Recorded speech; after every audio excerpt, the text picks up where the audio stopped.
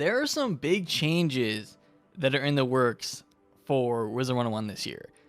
And I was thinking about it, and it makes sense because we're not getting a completely new world. We might be getting some kind of side dungeon, something like that.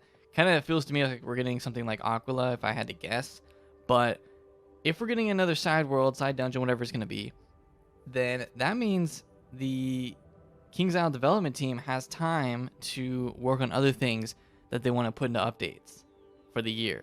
We still have the summer update, and then of course we have like the big update at the end of the year, which is going to be whatever the new content is, and maybe even a continuation of the summer update. So the summer update looks like it's going to be a big one that changes how the game works, which we already kind of got a little taste of in the spring update, and they removed the treasure cards, certain treasure cards from the vendors. If you missed that video, definitely go and watch it. I explain all of that and kind of say why it's not a good idea at this time.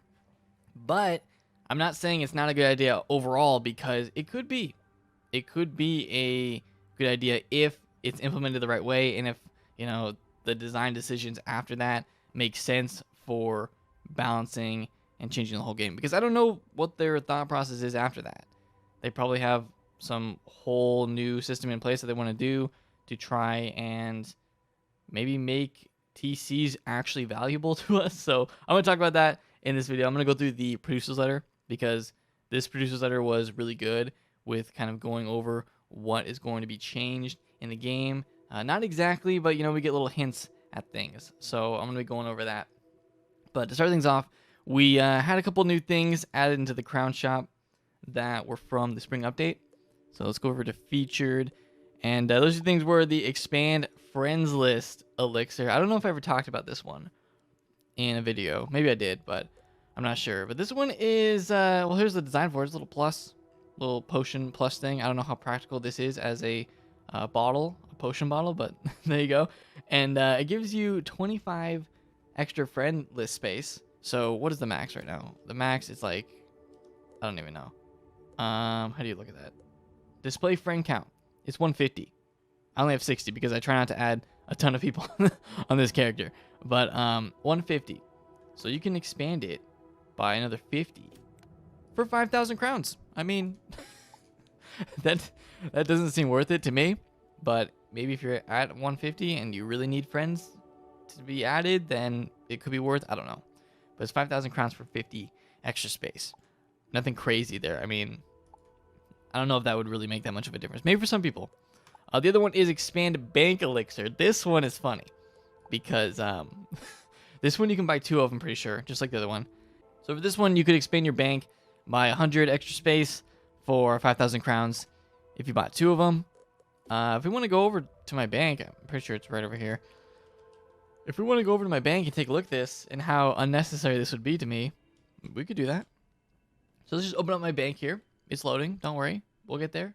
It just has to load. Nope, the video is not frozen. It's going. Well, I mean, you can see my little pet moving there, so you can tell it's not frozen. Look, this is spinning. It's kind of like a loading symbol, like a buffering symbol. Okay, here's my bank. Bank, 2157 out of 150. If I bought the bank expansion elixir twice, so you get 100 space, so I get up to 250 bank space, so it'd be 2157 out of 250, and it wouldn't make any difference in the world because of my plants, because of these, because of that. So that elixir is completely unnecessary for me and for anyone that does gardening or has double garden stuff, because your bank just gets destroyed unless you actually take care of your bank. Unlike me, maybe you could benefit from that, but yeah. So both elixirs completely irrelevant to me, and I don't know. I don't think they're that necessary. The expand backpack one is way better. So if they added those, just wanted to go over that because I did some new things that they talked about in the previous letter, and they just added in recently. Because we did see it in Spring Update, it just took a little while to actually get into Live Realm. Plus, we're still missing some things. We still have the teleport effects and the emotes that are not in the game yet. So those are still things that we're waiting for. But let's get into the actual other part of the previous letter that I really want to talk about. So here we go. On the section called Treasure Cards of the Decathlon and Beyond, Fame addresses the issues that people had with the treasure cards being removed. And one line that sticks out to me in particular is this one. let's take a moment and discuss the design thoughts that led the decathlon to be a treasure card only combat challenge and our decision to remove enchant treasure cards from vendors, which we have temporarily reversed. We plan to eventually alter the way you obtain these particular treasure cards, making them available through decathlon loot drops, crafting recipes, or by using arena tickets, but not yet. At the end of the day, we want treasure cards, as well as other resources in the game, to be valuable and interesting. So, this is the proposed removal, would be these different things here. I don't know about the polymorphs, I don't really remember. I don't think the polymorphs are changing, but these. Monstrous, Gargantuan, Unstoppable Sniper. So you won't be able to obtain these. They could even go further than this and remove more. Like, what if that was just a taste of what they were going to remove in the test room? But I like to hope that in removing this, it will, impact the game in a positive way eventually. But I'm not sure yet because I don't know the grand scheme of the design decisions. But this will change the game a lot. This will completely change the game. We already saw that a little bit with people's reactions and kind of the points I made in that other video where I talk about it. Because this is something that's been in the game for such a long time that people are used to using it. And it just changes the whole dynamic of how you play and how you give TCs to other players, to other people on the same account, and how you enchant cards before a battle so that you're ready for the battle.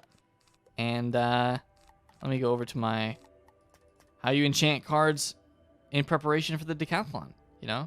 Leprechaun, Imp. I have 40 imps ready to go that I pre-enchanted. Those are still treasure cards. And I don't know if they ever intended that, but if you're gonna give those TCs, infinite supply of them from a vendor, then you gotta assume that that's how people are gonna do it, because that's how treasure cards work. You can enchant in any battle and then you have that treasure card forever, unless you delete it or you use it or whatever. That's just how treasure cards worked. And I feel like enchanting treasure cards enchanting a regular spell with a treasure card to turn it into a treasure card was something that they maybe didn't intend originally. Not sure how that works or what the original intention of that was. But still, they don't want treasure cards to be given out and be that easily obtained, which is crazy to me because we get spammed with treasure cards. I'm always almost at 999 on all my max characters. And it's a struggle for me to remove treasure cards sometimes. Sometimes I just go in here and I just start deleting anything that I know I'll never need. I'll never cast Snowball Barrage. So I just go in and delete that, right? But I don't know what they're going to do with that. Are they going to reduce the amount of treasure cards that you get? Because at a high level, you're getting spammed with treasure cards, even from packs and stuff that you open, and you don't need any of them.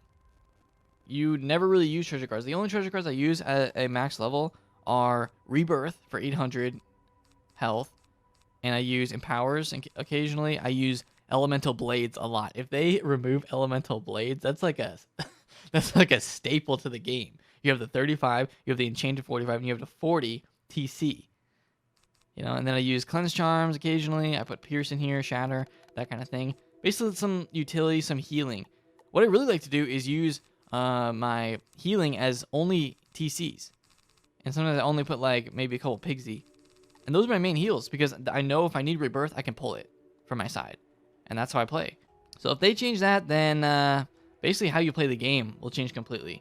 So that is going to be an interesting decision when it's made because it says temporarily reverse. It's going to be changed.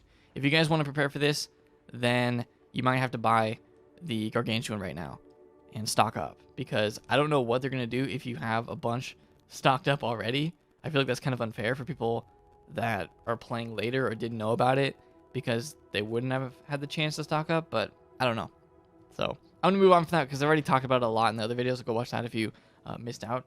But yeah, it's a big topic, and I'll probably talk about it in a future thing when they continue to give us information about it. The next thing that they want to talk about is PvP. I don't normally do PvP at all. The only PvP I do is during house parties that we do, and I just PvP for fun against people. And they want to change up the entire PvP system as a whole, stem to stern, as they say, with a focus on reworking it from the ground up.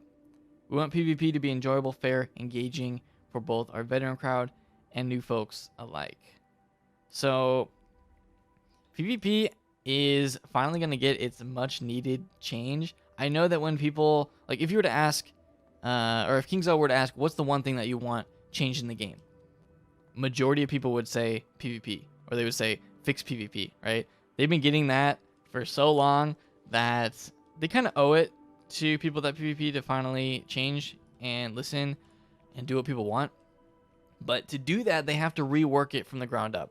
And when they do that, it might impact the rest of the game. I mean, it is going to impact the rest of the game, especially if they do the treasure card thing.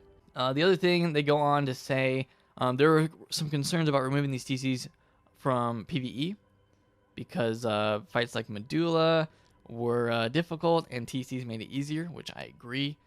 Medulla is pretty much, you're required to use TCs in Medulla because otherwise you will cast your own spells on your team. So you don't want to do that. And TCs make that easier so you can pull the attacks from your side and use it. I don't know what they're going to do with that. Maybe make the bosses a little bit easier just in general.